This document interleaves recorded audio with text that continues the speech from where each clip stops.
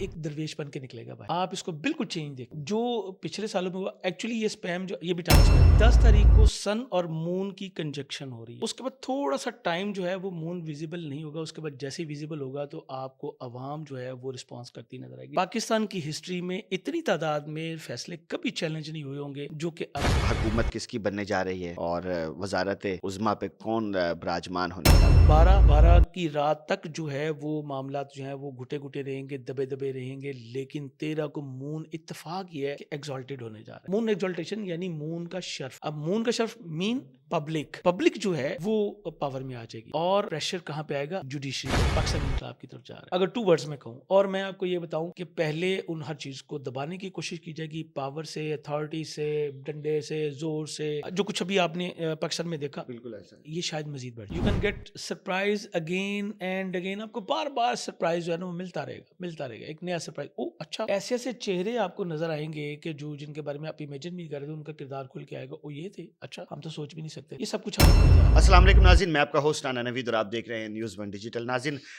इस time election के बाद एक अजीबो-गरीब किस्म की कैफ़ियत जो है वो तारी है और कुछ समझ नहीं आ रहा है कि क्या होने जा रहा है और क्या नहीं होने जा रहा। लेकिन ज़ाहिर-सी बात है कि इस बारे में हम आम लोग तो क्या बता सकते हैं, वही लोग बता सकते हैं जो इल्म-ए-नजूम जानते हैं, जो सितारों का इल्म जानते हैं या वो थोड़ी-सी प्रेडिक्शंस कर सकते हैं। और ज़ाहिर है कि अब आज या कल में कुछ ना कुछ तो ज़रूर होगा। लेकिन हम चाहते हैं कि वो होने से पहले आप तक हम वो चीज़ें पहुँचा सकें कि जो होने जा रहा है।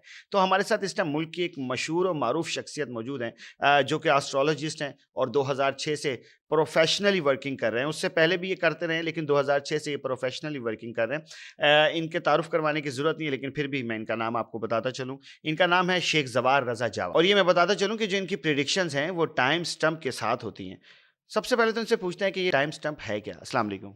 वालेकुम अस्सलाम। सर कैसे हैं? अल्हम्दुलिल्लाह भाई। सर मुझे ये बताएँ ये टाइम स्टंप है क्या? बिस्मिल्लाहिर्रहमानिर्रहीम। टाइम स्टैम्प ये भाई कि जो एस्ट्रोलॉजिकल हवाले से प्लैनेटरी पोजीशन को जानता है, वो ये जानता है कि प्लैनेट्स की पोजीशन अपनी जगह, लेकिन प्लैनेट्स जब दूसरे प्लैनेट के साथ कंजक्शन करते हैं ना, वो टाइम स्पैम क्या है? उस वक़्त क्या होगा?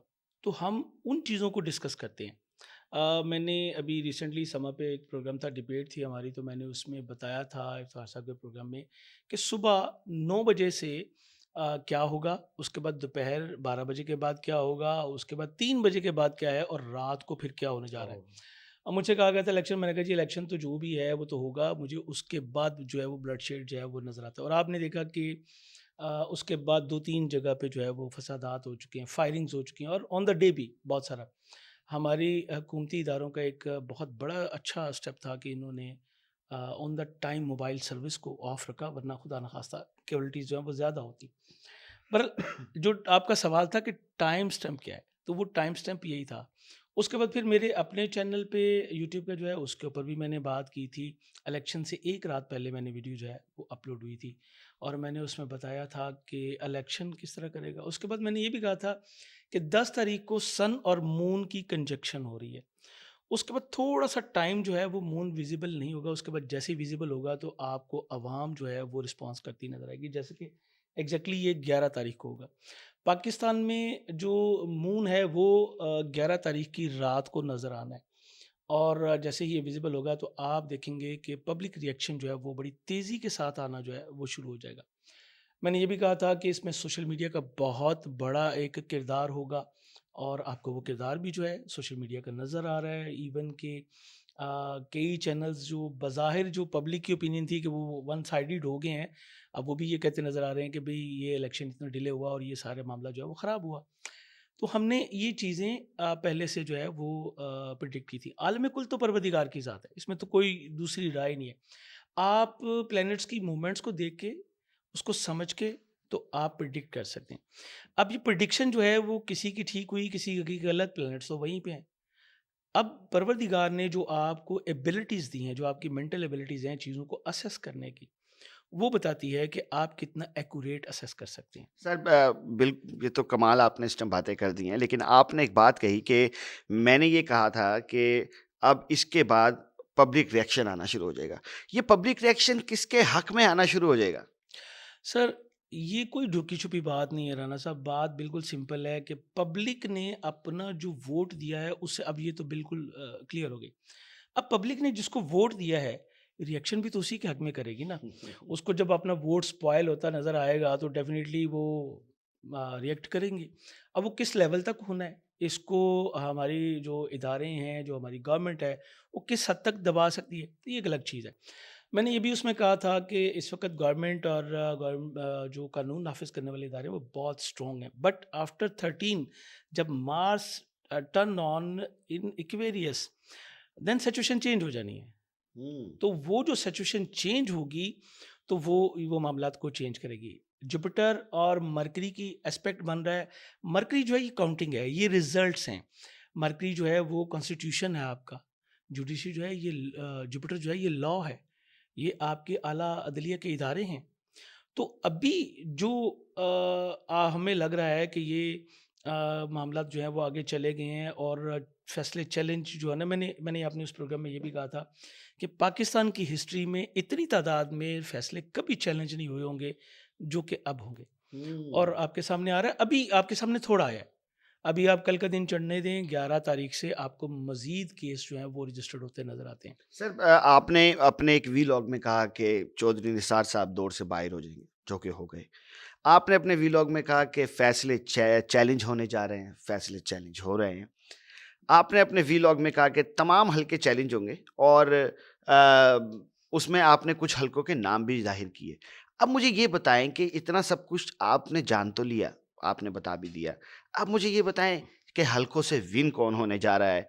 अब मुझे आप ये बताएँ कि ये जो भी कुछ आपने बताया था कि पीटीआई चैलेंज करने जा रही है, इनमें कौन विन होने जा तस्वीर में बहुत सारे दाने होते हैं, एक धागा होता है। उस धागे के ऊपर डिपेंड कर रहा होता है कि वो उनको कितनी देर जो है मजबूती से जकड़ के रखता है। तो असल किरदार किसका है? उस धागे का। अब देखना ये है कि वो धागा क्या करता है। तो वो धागा है कौन? ये तो हर समझदार आदमी को जो है वो इसका पता है, उसका नाम लेने की ज़रूरत नहीं है। हमें भी पता है, आपको भी पता है कि भई इस धागे का किरदार है। अब देखना ये है कि वो धागा अपनी तस्बीह में कितने दाने पिरो लेता है, ठीक है? लेकिन एक चीज़ और बड़ी मज़े की है कि उस धागे के ऊपर फिर एक इमाम भी होता है उस तस्बीह में। हुँ। वो देखना ये है कि पेश इमामी किसको देता है, देखने की बात है, वो धागे नहीं देनी है। अच्छा सर मुझे अब आप ये बताएँ कि क्या देख रहे हैं हुकूमत किसकी बनने जा रही है और वज़ारत-ए-उज़्मा पे कौन विराजमान होने जा रहे हैं? सर मुझसे ये सवाल भी किया गया था चैनल पे और मैंने इसका जवाब दिया था कि जी पंजाब में जो है वो बहुत ज़्यादा इम्कान ये है कि नून लीग जो है वो हुकूमत बनाएगी। और मैंने ये भी कहा था कि सिंध में जो है वो पीपीपी करेगी इंशाल्लाह, और बलूचिस्तान हमारा जो है वो मुश्तरक होके जो है वो आएगा। केपी में तो किसी बात की ज़रूरत ही नहीं थी, वो तो बिल्कुल क्लियर ही जो है वो उनके पास था। यही 3 थे। अब बात ये है कि फिर वही बात आ गई है कि यहाँ पे नज़रिया ज़रूरत जो है वो अब सामने आ गया। बड़ी सीधी-सी बात ये है कि जो प्लैनेट्स की पोज़ीशन है वो ये बताती है कि मून जो कि अवाम को रिप्रेज़ेंट कर रहा है, मून अभी नुज़ायदा है। हुँ। अगले दिनों में अवाम ने कल से आप देख लीजिएगा, कल रात से जो है वो अवाम पूरी तरह से वो रिएक्ट करेगी। ठीक, ये होगी 11 गुज़ार के रात। हुँ। 12 12 की रात तक जो है वो मामलात जो हैं वो घुटे-घुटे रहेंगे, दबे-दबे रहेंगे, लेकिन 13 को मून इत्तेफ़ाक ये है कि एक्सॉल्टेड होने जा रहा है। मून एक्सॉल्टेशन यानी मून का शर्फ़। अब मून का शर्फ़ मीन पब्लिक। पब्लिक जो है वो पावर में आ जाएगी और प्रेशर कहाँ पे आएगा? जुडिशरी पे। चूँकि मून आगे बढ़ के जुपिटर के साथ कंजंक्ट होने जा रहा है। ओह! ये जो कंजंक्शन है, यहाँ पे असल फ़ैसला होना है। और ये हो रहा है जी, जो मैं देख रहा हूँ जो है वो 14 और 15 की दरमियानी रात जो है ये कंजक्शन हो रही है। सर ये शर की तरफ जा रहा है काम के ये किसी भलाई की तरफ जा रहा है? अ, बात ये है कि मैंने अपना जो लास्ट व्लॉग था मेरे अपने चैनल पे, मैंने उसमें ये बात कहा था कि जो लोग ये समझ रहे हैं कि इलेक्शन होगा और इसके बाद धूल बैठ जाएगी, ऐसा कुछ नहीं है, वो गलत समझ रहे हैं। ये स्टार्ट हुआ है। पाकिस्तान एक बड़ी तब्दीली की तरफ जो है वो गामज़न हो चुका है। और मैंने पिछले साल तकरीबन मई में ये एक वीडियो की थी प्लूटो इन एक्वेरियस के ऊपर, मेरे चैनल पे भी मौजूद है। मैंने उसमें इसके बहुत खुल के बताया था कि होने क्या जा रहा है। ये जो सिस्टम स्टार्ट हुआ है ना राना साहब, ज़िंदगी रही, तो परवरदिगार आपको भी सेहत दे, ज़िंदगी दे। ये रिकॉर्ड हो रहा है। ये 20 इयर्स का स्पैम है प्लूटो का इन एक्वेरियस। इन 20 इयर्स में पाकिस्तान आपको इंटायरली चेंज होता नज़र आएगा। सर क्या इनकलाब की तरफ जा रहे हैं? जी, मुझे ऐसा ही नज़र आ रहा है। पाकिस्तानी इनकलाब की तरफ जा रहा है। अगर 2 वर्ड्स में कहूँ, और मैं आपको ये बताऊँ कि पहले उन हर चीज़ को दबाने की कोशिश की जाएगी, पावर से, अथॉरिटी से, डंडे से, ज़ोर से। जो कुछ अभी आपने पाकिस्तान में देखा, बिल्कुल ऐसा ये शायद मज़ीद बढ़ जाए, खुदा ना ख़ास्ता। किसी को भी अंडर एस्टिमेट जो है वो नहीं किया जा सकता, और प्लूटो जो है वो एक्वेरियस में अगर आ गया तो ये बताता है कि अंडरग्राउंड और खुफिया सरगर्मियों को जो है वो शो करता है। एक्वेरियस ये चीज़ों को तशहीर कर देता है, खोल देता है। सो ये मामला खुलने जा रहे हैं। अब हर वो चीज़ जो हिडन थी, आप देखें पिछले 1 डेढ़ साल में, मेरे ख़्याल में अब पाकिस्तान की हिस्ट्री में जो चीज़ें हिडन थी वो सारा सब कुछ खुल ओपन हो के चुकी ओपन है। होगी। अभी मज़ीद ओपन होंगी। You can get surprise again and again. आपको बार-बार सरप्राइज़ जो है ना वो मिलता रहेगा, एक नया सरप्राइज़। ओह! अच्छा, ऐसे-ऐसे चेहरे आपको नज़र आएँगे कि जो जिनके बारे में आप इमेजिन नहीं कर रहे थे, उनका किरदार खुल के आएगा। ओह! ये थे? अच्छा, हम तो सोच भी नहीं सकते थे। ये सब कुछ अब होने जा रहा है। अब न्यू जनरेशन को साथ लेके चलना पड़ेगा। आपको नए चेहरे नज़र आएँगे। आप ये देखें, हमारे इंडिपेंडेंट कोई ऐसे हुए हैं जिनको शायद हमने कभी नाम भी नहीं सुना था। हुँ, मैंने जब प्रोग्राम किए तो मुझे कई लोगों की डेट ऑफ बर्थ ही नहीं मिल रही थी। मिल हुँ। ही नहीं रही थी कि भई डेट ऑफ बर्थ क्या है विकिपीडिया पे, कहीं उसका नामो-निशान भी नहीं है। ठीक है? इवन कि उनके करीबी लोगों को उनका पता ही नहीं था कि भई इनकी डेट्स क्या हैं और क्या। ये स्टार्ट हो गया है। अच्छा सर मुझे ये बताएँ वज़ीर-ए-आज़म किसको देख रहे हैं? भाई ये अभी ना बिफोर टाइम होगा। सर वैसे ये सितारे समझ। क्या कह रहे हैं? किसका ज़्यादा अप्रोच आप देख रहे हैं कि कौन ज़्यादा जिसका जो है ना ज़ायचा मज़बूत दिख रहा है? नवाज़ शरीफ साहब, ज़रदारी साहब, बिलावल भुट्टो, मरियम नवाज़, फिर इमरान खान साहब ने तो मोहम्मद अली साहब का जो नाम है वो मेंशन किया है। तो आप क्या समझ रहे हैं? इनमें से आपको कौन ज़्यादा स्ट्रॉन्ग लग आईके खान का ज़ायचा बहुत मज़बूत है, हुँ, नो डाउट, बहुत मज़बूत है, लेकिन उनके असेंडेंट में कीतू भी बैठा है। ये भी बात मैंने आईके खान के जब ज़ायचा डिस्कस किया तो ऑन द रिकॉर्ड वहाँ पे पड़ी है मेरे चैनल पे, मैंने कहा कीतू बैठा हुआ है। ये ल अल्लाह उनको करता है कि गिरा को लगा देता है। और आप देखेंगे कि अ, ये एक दरवेश बन के निकलेगा बाहर बंदा।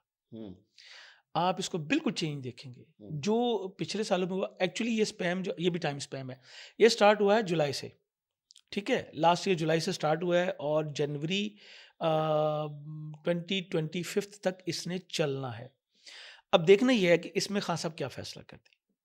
अब खान साहब ने जिनको नॉमिनेट किया है, मुझे उनकी अभी कोई डिटेल मालूम नहीं है, मैं इसके बारे में उनके बारे में बात नहीं करूँगा। लेकिन मैं आपको बताऊँ, ज़रदारी साहब की पोज़ीशन इस वक़्त प्राइम मिनिस्टर वाली बिल्कुल भी नहीं हुँ। है, ठीक है? तो फिर क्या है? भाई 2 लोग होते हैं, एक होता है किंग, एक होता है किंग मेकर। हुँ, ज़रदारी साहब शुरू से किंग मेकर हैं, उनका ज़ायचा इस बात को रिप्रेज़ेंट करता है। हुँ। But I am quite surprised जब मैंने बिलावल साहब का ज़ायचा देखा। भाई वो बाय बर्थ पॉलिटिशियन है। अच्छा। हाँ, ये जो कुछ आपको अभी नज़र आ रहा है ना बिलावल साहब के बारे में, बिलावल साहब को ज़रा-सा टाइम दें, ये अगले 1 डेढ़ साल में आप जून 2025 के बाद इनको एक बिल्कुल डिफरेंट पर्सनैलिटी के तौर पे हुँ, देखेंगे।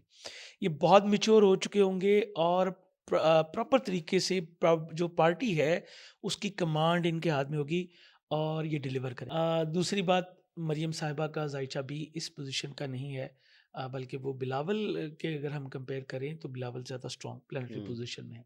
बल्कि बिलावल साहब का ज़ायचा देख के तो मेरे साथ मेरे बेटे बैठे थे, वो तो कहते हैं ये तो ऐसे लग रहा है कि जैसे किसी ने प्लान करके, यानी मुझे ये पता है कि बीबी मोहतरमा जो थी वो एस्ट्रोलॉजी को समझती थी और वो कुछ लोगों के पास उनकी डिशेज़ थी। तो ऐसे काम कर लिए जाते हैं हुँ, कि भई आप ऐसे टाइम पे जो है ना बेबी डिलीवर ले लें। अब साइंस बहुत तरक्की कर गई और बीबी हुँ, तो ख़ैर बहुत एडवांस थी कि जब आप जो है वो प्लैनेट पोज़ीशन को एडजस्ट कर लें। हमने खुद ऐसा कई बार किया है, ठीक है? हमने डिलीवरी के टाइम्स को एडजस्ट किया और कई चीज़ों को स्पैम्स को हमने कवर किया, जो प्रॉब्लम थी उनको साइड पे किया। अगले सालों में आपको बिलावल साहब जो है ना वो स्ट्रॉन्ग एक पोजीशन में नज़र आएँगे, बट नॉट राइट नाउ। अभी उनके ज़ायचे के 9th हाउस में बहुत अच्छा था जो फ़ॉरेन अफ़ेयर्स से रिलेटेड है, इसीलिए वज़ीर ख़ारजा तो वो बन गए। अभी भी वो एक स्ट्रॉन्ग पोजीशन पे आएँगे, नो डाउट वो आएँगे, लेकिन नॉट पीएम। देखिए, मरियम नवाज़ साहिबा जो हैं वो स्कॉर्पियो हैं और उनके ज़ायचे में भी एक ट्राइन सन और सैटर्न की ऐसी है जिसकी वजह से पॉलिटिक्स में बहरहाल उनका किरदार मौजूद है। राइट नो वो इस दौर में शामिल हैं और इसकी एक पार्टिसिपेंट हैं। बट जैसे मैंने आपसे कहा कि वो स्कॉर्पियो हैं और 13 को मार्स जो है ये वबाल के घर में यानी एक्वेरियस में जाने लगा है। 13 के बाद अनफॉर्चुनेटली अनफॉर्चुनेटली वो इस दौड़ का हिस्सा नहीं रहेंगी। शहबाज साहब का जायचा, तो मैं ये समझता हूँ कि शहबाज साहब का जायचा जो है वो मियाँ साहब से भी ज़्यादा स्ट्रॉन्ग है। हो। बड़ी बड़ी डिफरेंट सी बात है, उनका जायचा इस वक़्त जो है वो काफ़ी स्ट्रॉन्ग पोज़ीशन में है। इत्तेफ़ाक ये है मियाँ साहब, मरियम बीबी, मियाँ साहब, छोटे मियाँ साहब, हुँ। मरियम बीबी, बिलावल साहब, ये सब वर्गो साइंस से रिलेट करते हैं, तीनों। बट विनिंग उसकी है जो कि एट द बर्थ टाइम जो है वो स्ट्रॉन्ग प्लैनेटरी पोज़ीशन लेके आए। तो सर मोहम्मद अली खान साहब कहाँ गए? अली मोहम्मद साहब का ज़ायचा भी माशाल्लाह काफ़ी स्ट्रॉन्ग है, ये सजिटेरियस हैं और जुपिटर इस वक़्त अपने दोस्त के घर में बैठा है, नंबर 1, नंबर 2। इस वक़्त ये बड़ी बोल्ड पोज़ीशन में है और इंशाअल्लाह इंशाअल्लाह 13 तारीख के बाद इनकी स्पीच में मज़ीद जो है वो बेहतरी आने लगी है। फिर मरकरी जो है वो इनके ज़ायचे के 3rd में जाने लगा है जो कि 10th का लॉर्ड है। ये भी एक बहुत ही आइडियल सिचुएशन जो है वो बनती मुझे नज़र आ रही है। सो इनके चांसेस भी बहुत ज़्यादा हैं, बहुत ज़्यादा हैं, बल्कि मैं ये समझ रहा हूँ कि मैंने जो एक बात की आपसे मून एक्सल्टेशन की 14 तारीख की, तो आपको 14 तारीख और 15 तारीख जो है ये गेम चेंज होती नज़र आएगी। सर पीएम बनते फिर इन चारों में से जो आपने नाम लिए हैं, आपको ज़्यादा महसूस किसका हो रहा है? सर, बात ये है कि अगर अगर हम देखें कि जो ग्राउंड रियलिटीज़ को देखें और ये बाकी चीज़ों देखें तो पीएम की पोजीशन इनकी बहुत स्ट्रॉन्ग है। बट ये फिर वही बात जो हमने स्टार्ट में की थी कि ये वो धागे की बात है कि वो धागा किधर लेके जाता है। इनको रिलीफ़ मिलता है या नहीं मिलता, चूँकि वो सिर्फ़ इनकी बात नहीं है, वो पूरी एक पार्टी की बात मुझे है। आप ये बताएँ, खान साहब जल्दी वापस आ रहे हैं कि अभी टाइम लगेगा? यानी कि खान साहब को जल्दी 1-2 माह में रिलीफ़ मिल जाएगा कि खान साहब अभी थोड़े अरसे और रहेंगे? इसका जवाब सिर्फ़ आपके सितारों की नज़र से, आपकी अपनी नज़र मैंने से। इसके ऊपर व्लॉग मैंने कर दिया था और मैंने कहा था कि पहले 3 माह खान साहब के लिए मुश्किल है, 20 मार्च के बाद इंशाअल्लाह खान साहब को रिलीफ़ मिलने के चांसेस बहुत ज़्यादा मौजूद हैं। बट आफ्टर 20th मार्च हुँ। अभी सिर्फ बातें चलेंगी, ठीक है? आज मुझे अभी एक दोस्त से बात हो रही थी, वो कह रहे थे कि कुछ जो हैं वो केसेज़ में ज़मानतें मिली हैं। भाई ज़मानतें मिलने से कुछ नहीं होता, केस ख़त्म होने से होता है। नाज़रीन आपने शेख ज़वार रज़ा जावा साहब की गुफ्तगू सुन ली है। बातें और भी बहुत सारी हैं जो इनसे की जा सकती हैं, लेकिन हमारे पास उतना टाइम मौजूद नहीं होता। तो ज़वार साहब को अब हमने पकड़ लिया है और अब हम इनकी जान नहीं छोड़ने वाले। हम इनके साथ आपको हफ़्ते में 1 दफ़ा 2 दफ़ा जब इनके पास टाइम होगा इनके पास ज़रूर लेकर आएँगे और इनकी ये मज़ेदार गुफ्तगू जो है सितारों की चाल हम आपको बताते रहेंगे और कम से कम जब अब तक ये हुकूमत जब तक नहीं बनती या आगे के मामलात बेहतर नहीं होते तो कोशिश यही करेंगे कि हम शेख ज़वार साहब के पास आपको लेकर आते रहें और इनकी प्रेडिक्शन से आपको लुत्फ़ अंदोज़ करते रहें। अपने मेज़बान राना नवीद को इजाज़त दें इस उम्मीद के साथ कि आप अपना बहुत सारा ख़्याल रखेंगे। अल्लाह हाफ़िज़।